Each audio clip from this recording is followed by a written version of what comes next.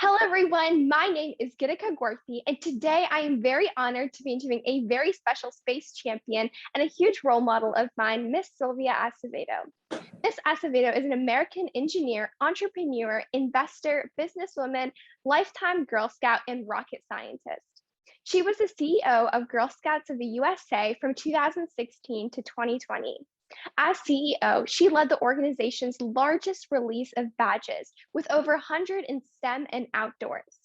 She is a systems engineer by education, where she was one of the first female Hispanic women to graduate from Stanford University, where she began her career at NASA's Jet Propulsion Laboratory, where she worked on Voyager 2. She believes being a Girl Scout propelled her into who she is today. In 2018, she was included in a Forbes list of America's top 50 women in tech. Additionally, she was a chair of President Obama's White House Initiative for Educational Excellence for Hispanics in Early Childhood Leadership. Currently, Ms. Acevedo serves on the Qualcomm Board of Directors, and I'm so excited to be able to understand her journey of what propelled her into becoming from a young Girl Scout into a rocket scientist. So welcome. Thank you so much for taking your time to inspire the future generations. Oh, you bet, Gitika. It's really an honor to be here with you. Thank you so much. Before we get into understanding your journey of what really, inspired your passion, could you first tell us more about your typical day? What do you currently do and how does it run? Maybe it's no surprise to people who know me because I'm very much an engineer and analytical in my thoughts, but I actually have a spreadsheet. And that spreadsheet tracks what I'm doing. I put my plans on it, make sure that, if I didn't get that accomplished yesterday, I want to make sure I accomplish it today. So every morning, that's kind of how I start my day. What's ahead of me and how do I, plan my time. I'm really trying to make sure that I have off-screen time as well as on-screen time. So, in the morning, I kind of catch up. And then, really make sure that I've got exercise planned in the day. My dog, so she's really good at making sure I get out as well. And then, have meetings, Zoom calls. But I make sure that I also have time to read. I noticed I was really getting a lot of my information consumption through videos, which are great. But I've also decided, it's time to include more books and to have more thoughtful, thinking about, the information I'm digesting. So I'm spending a little bit more time reading books these days. That's awesome. Yeah, especially with the pandemic. I know we tried to get that off-screen time, so I'm glad you're able to really balance your schedule. That's awesome. And Mhm. I, was reading how you wrote the inspirational book, Path to the Stars, My Journey from Girl Scout to Rocket Scientist, which really intrigued my interest, because you detailed your personal journey from how you were born in a small town in New Mexico to becoming a scientist at NASA's Jet Propulsion Laboratory. So could you tell us more about your journey of how you were able to achieve what you did? Well, I didn't realize the impact of Girl Scouts until the mid 2000 aughts when a researcher from Stanford called me and she said, I'm doing this research. You're one of the first male or female Hispanics who have ever gotten a graduate engineering degree from Stanford. And unfortunately, you're still one of the few. And she said, at that time, Stanford really wasn't recruiting in southern New Mexico in your small town. So how was it that you were prepared? How is it that you got in and then you did really well at Stanford and in your career? And the more she asked the questions, it's like, well, so how did I develop that interest in science and engineering and math? It really all went back to Girl Scouts, and specifically my interest in space was at a camp out, my first time going out and camping. And I had just finished eating a s'more, to be honest. I probably had a shirt. And I was looking at the stars, and my troop leader sat down and she showed me that there were planets and stars and there were constellations. There was the Big Dipper, the Little Dipper. I was just like, oh, wow, they're not just twinkly lights. There's a system up there. And then later on, when I was earning badges, she really encouraged me to earn my science badge. And she said, why don't you do something around space? And then I made an Estes rocket, and I failed many times. And that's important because, in that all-girl environment, I was allowed to fail. And I think if I'd been in school and I had failed so many times, I think by the third time, the teacher would have said, Sylvia, this isn't for you. But being in Girl Scouts, I was able to fail once, fail twice. It took me 6 times before that rocket went up. And then I had success. And then I thought I could do this. And so that was a pivotal inflection point for me. because I had that confidence that I could do science, that I could do math. And then I began taking math and science much more seriously in school. And I challenged myself to not just do the even problems, or I do the even and the odd problems. And I even asked my teacher for extra assignments, and I got really good at it. And like any kid, when you get good at something, you want to do more. And the more I did it, the better I got. And I got so good, I became a rocket scientist.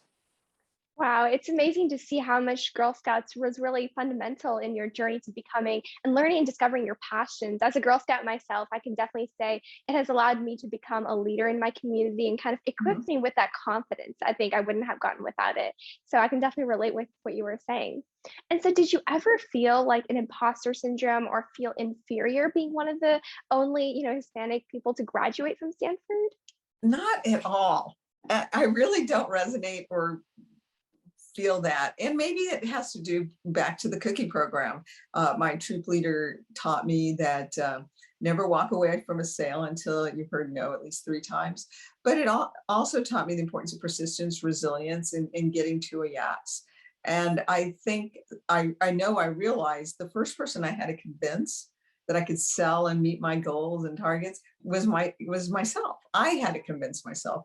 And so I learned at an early age, the first person you have to convince is yourself. And once you see yourself doing that role, you really believe you can do it. And so since I was 7 years old, I've been telling myself I can do that. And once I see myself in that position, I can visualize it. I can make that thing, I can make it happen. So I'm very grateful for that. So I don't feel like I'm an imposter. I feel like I belong there. Wow, that's really inspirational. Just like always, first believing in yourself, because this is something my parents also tell me, which is like, if you don't believe in yourself, then other people won't believe in you.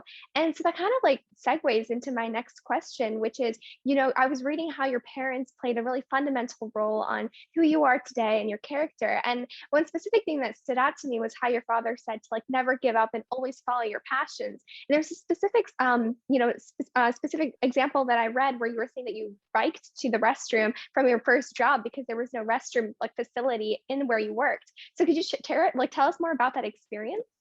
Yeah, I was going to go work at Sandia Labs, and I was actually, the first female test engineer in this particular area. And my dad, he prepared me. He said, Sylvia, they're going to ask you for the left-handed monkey wrench, and they're going to try to trip you up and just, realize they're joking, but go along. And he said, but, never stop being your best. Always, stay focused on the job. He said, if they don't give you something to do, find something to do. You want to be that person who's, indispensable and making your mark. And they don't, if they may not give you something because you're a female, you go figure out and go make something happen, because there's always in a test lab, he says there's always something to do. But I did realize when I got there wasn't a women's bathroom. And so it's the desert. So I didn't drink much water, and I brought a bike in, and I figured out where the closest women's bathrooms were. And it took about 6 weeks, but they finally brought in a porta potty, and they just put words hers on it. So, but I didn't give up. I didn't complain. I just solved the problem. And I think that's just really important. I think sometimes people get really caught up in the struggle instead of like, well, what's the problem you're trying to solve the problem and just move on. Use your energy on yourself and on the job, moving it forward. Yeah, I hear all the time that even this, like today, there's only sometimes one or two girls in a physics classroom in universities, or they're the only girl in a space conference, which is definitely surprising to hear. But hearing your journey, it's almost like, you should first like know who your value and your worth and just go off of that and believe in yourself. And I think your Mhm. story is definitely a testament to that statement. Yeah, thank you. Yeah, and did you like always imagine yourself in the position you are in today? Or once you graduated from university, did you have some kind of twists and turns in your journey that led to who you are today? Absolutely. So, I was really fortunate. We had a library in Las Cruces. That was sort of our Google back then. And I read like every book. They had children's sections, and I read every book in the children's section. And I would allow myself to, imagine and dream of myself in those character situations, or, what would I have done? And so that began that concept of me, if I could do that, what would it look like? Well, I dreamed as big of a dream as I could. And I remember setting these outrageous goals for myself of, working at a company. And I'd heard of this company called IBM. And I thought, I want to work there someday.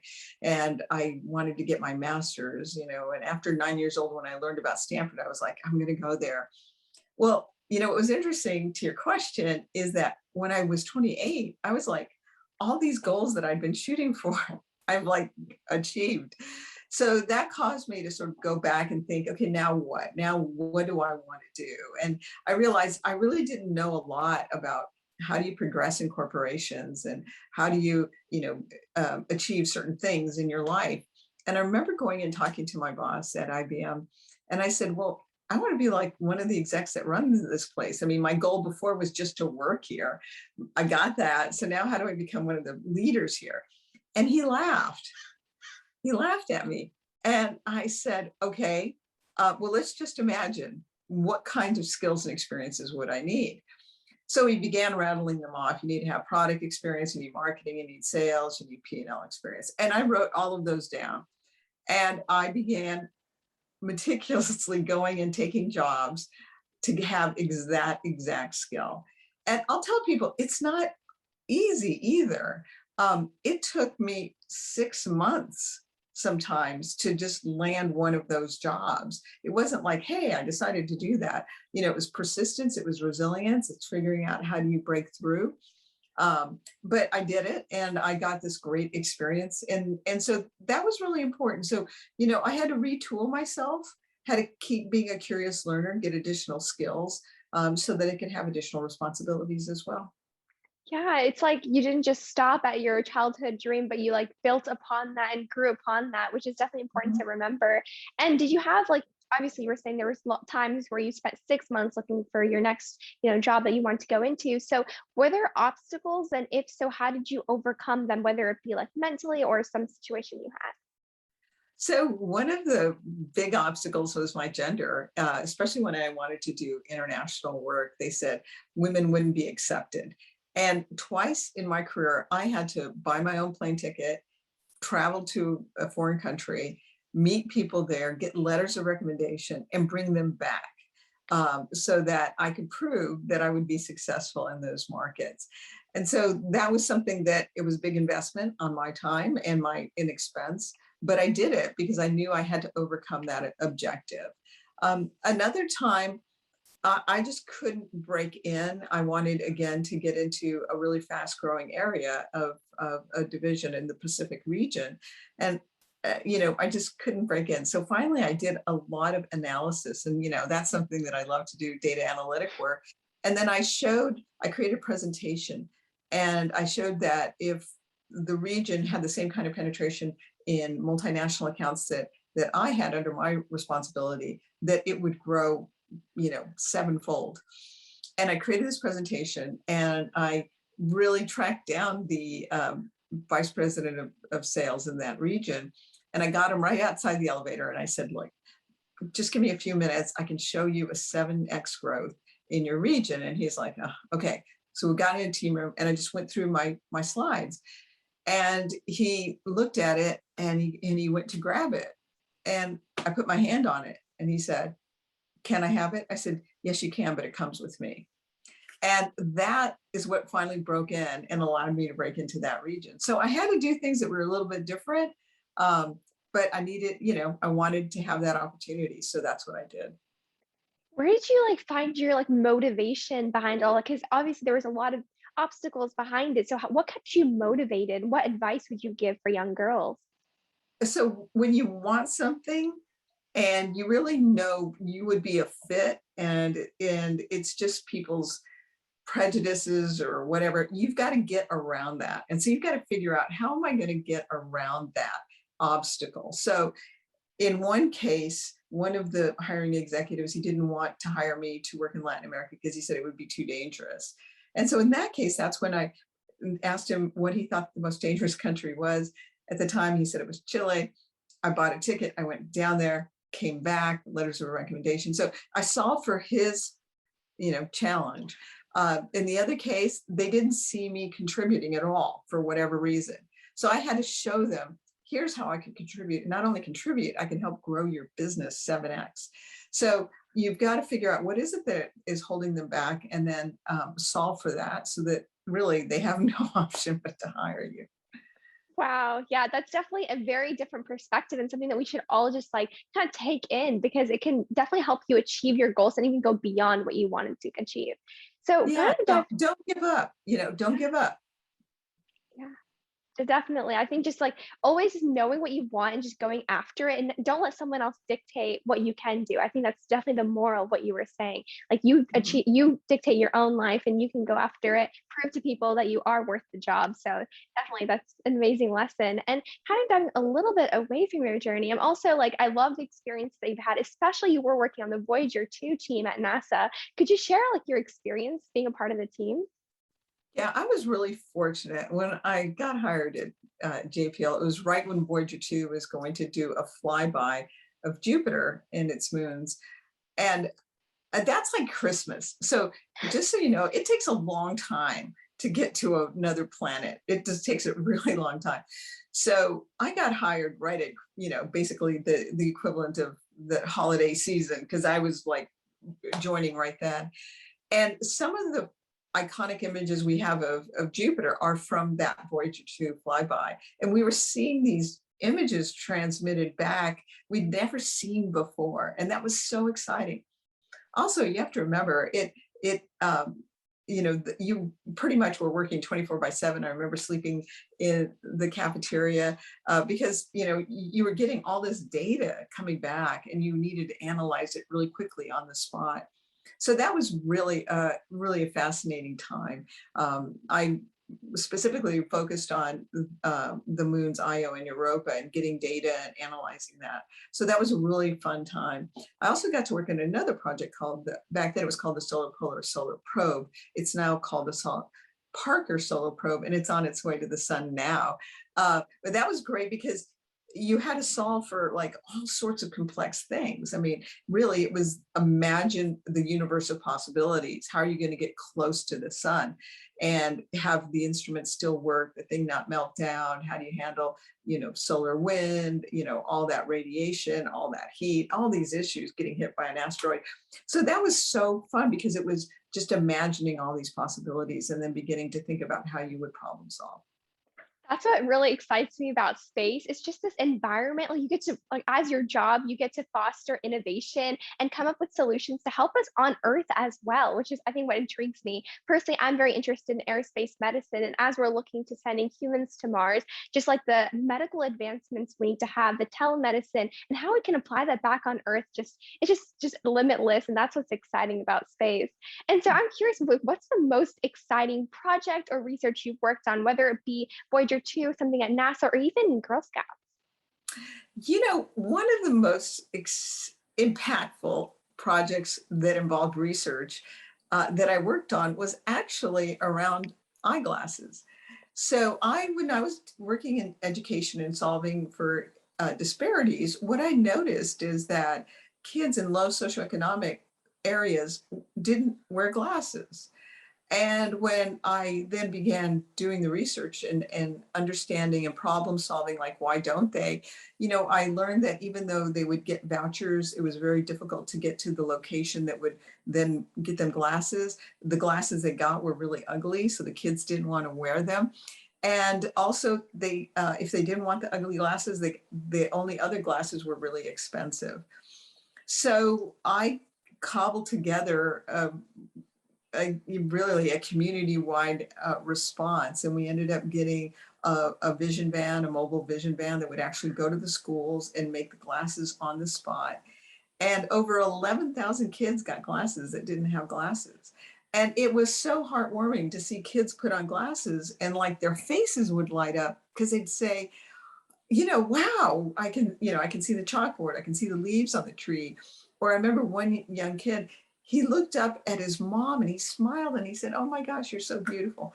And it was just really heartwarming. So when I think about that, I know I made a difference. And I remember running into a girl a few years later, and she said, I could never catch up at school. I was always behind, and now I got glasses. And she says, My mom says I never stopped reading now that I have glasses. And so you realize, that's one project that and really touched me.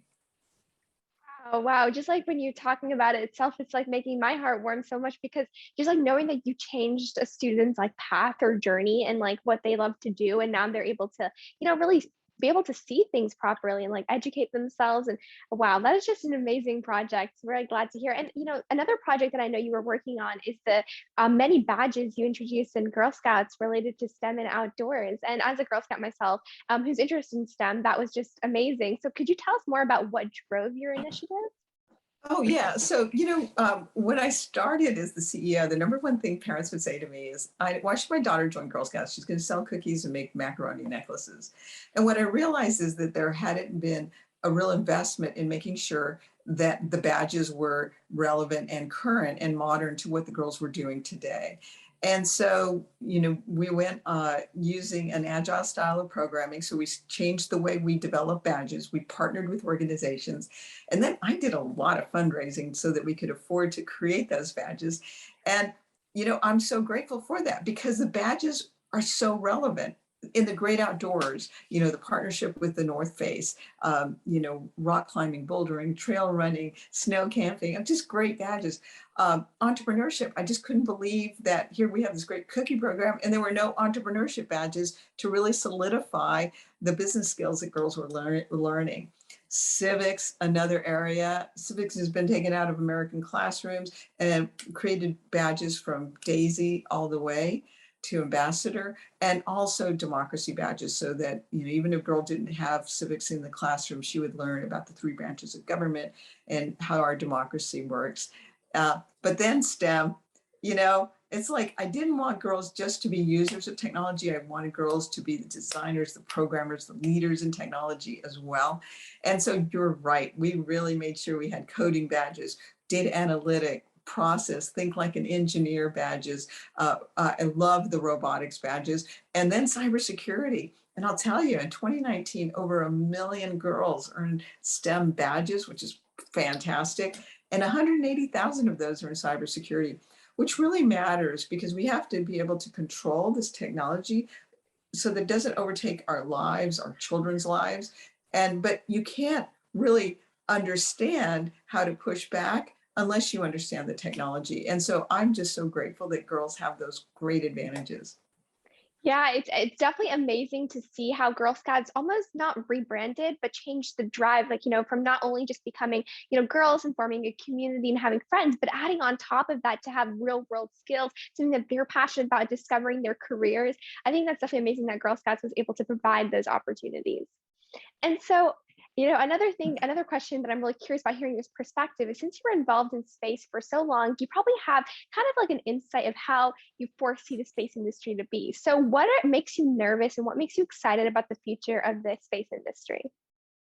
There are so many wonderful things because, you think about the universe and there's just so much to learn.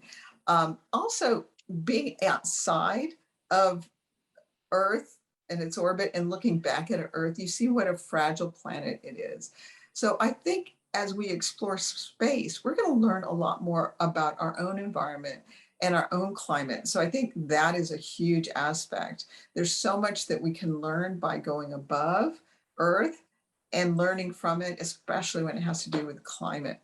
But in addition to that, we learn so much by exploring, by challenging ourselves, that those are types of technologies and also as you were mentioning, when you're thinking about a medical career, how do you in space, how do you solve for this in a zero gravity environment, right? Or how do you do surgery in a zero gravity environment? Or, how do you begin thinking about these situations in a space environment? So I think those things are really important. But I think some of the challenges are also going to be like, so who owns space? Who owns that? Is it a government? Is it free to all? Can we just put up a lot of satellites up there and just leave them creating a lot of solar, space garbage? How do we, manage it and manage it as a resource as well? I mean, we are now struggling on how we're going to manage our resources as a climate. Just imagine going up in the atmosphere. How are we managing that atmosphere as well? So those are all things that we learn through space. and the study of space. And so I just think there's a lot of great opportunities, but we also have to be mindful about how we're approaching them as well.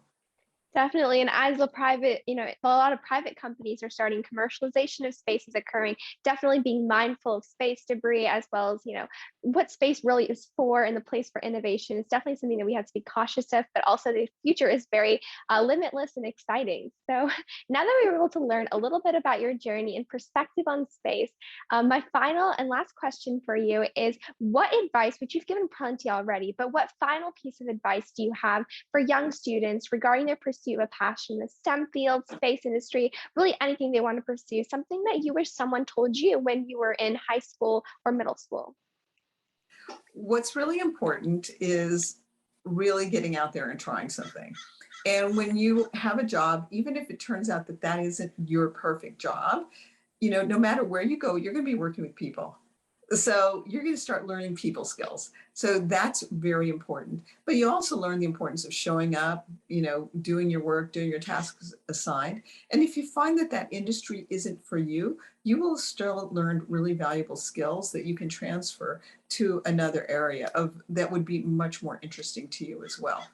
So but the other thing is, I know a lot of times people send in a resume or ask, go and try to get a job. They don't always ask for the job, ask if there's something else that would be available for them, or if they're told no, help them understand why they were told no, because that's invaluable. Because once you know why they said no, then you can solve for that. They say, well, you don't have any experience in this area. And it's like, okay, I will go and get experience in that area. And when I do, I'm coming back.